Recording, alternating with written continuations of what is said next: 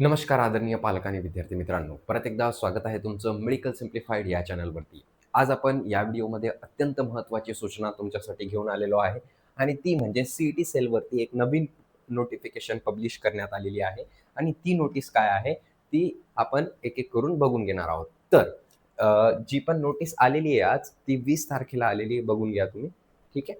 तर यामध्ये काय दिलेलं आहे, तर सबमिशन ऑफ कॅन्डिडेट ग्रीव्हियन्स म्हणजे जे पण पी-सी-एमचे विद्यार्थी आहेत त्यांच्यासाठी ही अत्यंत महत्त्वाची बातमी ठरणार आहे. ठीक आहे. ज्यांनी पण एम-एस-टी सी-ई-टी 2026 मध्ये पी-सी-एमचा पेपर दिलेला होता, त्यांच्यासाठी ॲन्सर की रिलीज झालेली आहे. तर आता या नोटीसमध्ये काय-काय दिलेलं आहे, ते एक-एक करून आपण बघून घेऊया. त्याच्या अगोदर तुम्ही जर का चॅनलवरती नवीन असाल, तर चॅनलला नक्की सबस्क्राईब करून घ्या. कारण सगळं काही या चॅनलवरती एम-एस-टी सी-ई-टी रिलेटेड अपलोड राहत असतं. स्टार्टिंगपासून तर कॉलेजपर्यंत एंट्री होईपर्यंत सगळ्या कॉलेजेसचे कट ऑफ, फार्मसी असो, इंजिनिअरिंग असो, सगळ्या गोष्टीचं कट ऑफ या चॅनलवरती तुम्हाला दिसणार आहे. तर चॅनलला नक्की सबस्क्राईब करून घ्या. आता आपण इकडं वळूया.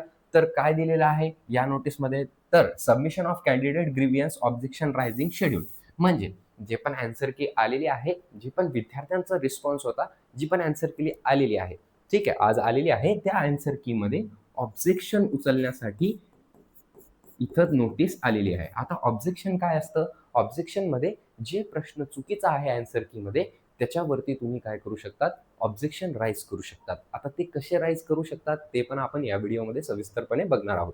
तर त्याच्या अगोदर जे पण फर्स्ट अटेम्प्ट होता तुमचा पी-सी-एम ग्रुपची, त्याची ॲन्सर की इथं एम-एस-टी सी-ई-टीने रिलीज केलेली आहे.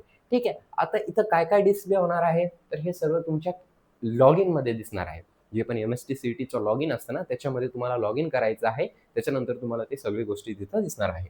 तर MHT CET PCM group first attempt 2026चं त्याच्यासाठी काय-काय आलेलं आहे? Schedule for the display of question papers, जे पण क्वेश्चन पेपर आहेत ते, कॅन्डिडेट रिस्पॉन्स, जे पण कॅन्डिडेटनी रिस्पॉन्स दिलेला आहे तो, त्याच्यासोबतच answer key and the submission of candidate grievance objection म्हणजे एखाद्या प्रश्नावरती जर का तुम्हाला डाऊट असेल, तो आउट ऑफ सिलेबस आलेला असेल किंवा त्याचे सगळे ऑप्शन राईट असेल किंवा एक पण ऑप्शन राईट नसेल किंवा की तो प्रश्नच चुकीचा असेल, तर तुम्ही काय करू शकतात? ऑब्जेक्शन राईज करू शकतात.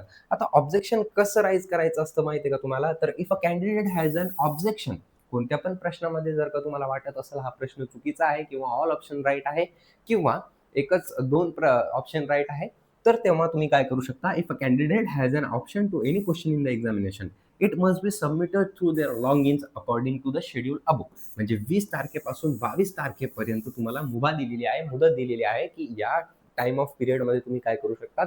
ऑब्जेक्शन उचलू शकतात एखाद्या प्रश्नावरती. ठीक आहे. And a fees of ₹1000 per objection must be paid online via the candidate portal. जे पण तुम्ही लॉग इन करशाल तेव्हा तुम्हाला काय करायचं आहे? ₹1000 फीज पे करायची आहे आणि त्या क्वेशनवरती ऑब्जेक्शन उचलायचं आहे. ठीक आहे. त्याच्यानंतर the grievance objection tracking facilities available in the candidate log in portal under the title objection tracking. म्हणजे तुम्हाला तिथं ट्रॅकिंग सुद्धा देणार आहे, की तुमची ट्रॅकिंग, तुमचं जे तुम्ही प्रश्न उचललेला आहे, जे पण ऑब्जेक्शन उचललेलं आहे, ती ट्रॅकिंग कुठपर्यंत आहे, हे पण तुम्हाला तिथं कुठं दिसणार आहे, तर तो ऑब्जेक्शन ट्रॅकिंगमध्ये दिसणार आहे.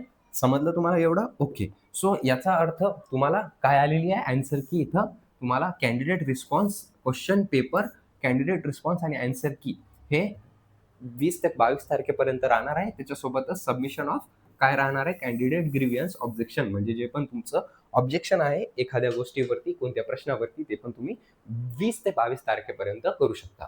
सो आय होप तुम्हाला ही माहिती नक्कीच आवडली असेल. आवडली असेल तर व्हिडिओला लाईक करा आणि चॅनलला सबस्क्राईब करायला विसरू नका. धन्यवाद.